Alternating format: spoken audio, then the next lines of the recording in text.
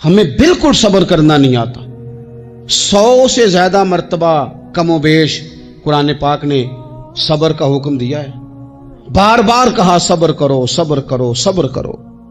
ہے ہی نہیں، مزاج ہی نہیں. تڑپتے، لڑتے، ناراض ہوتے، بگڑتے، پریشان ہوتے، جلد باز لوگ.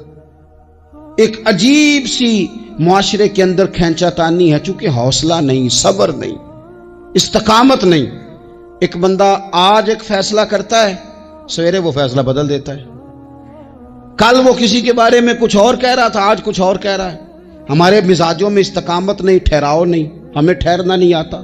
حالانکہ نبی پاک علیہ السلام نے فرمایا ہے اللہ کو وہ کام زیادہ پسند ہے جو تھوڑا کیا جائے پر روز کیا جائے.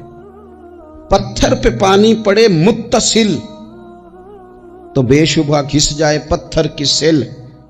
پتھر میں کبھی کوئی چیز سوراخ نہیں کر سکتی، اور پانی تو سوراخ کر ہی نہیں سکتا.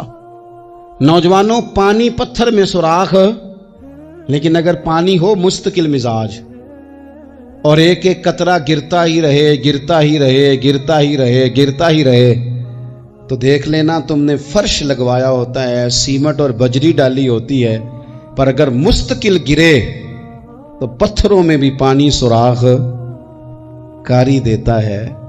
شرط یہ ہے کہ مستقل مزاجی ہو.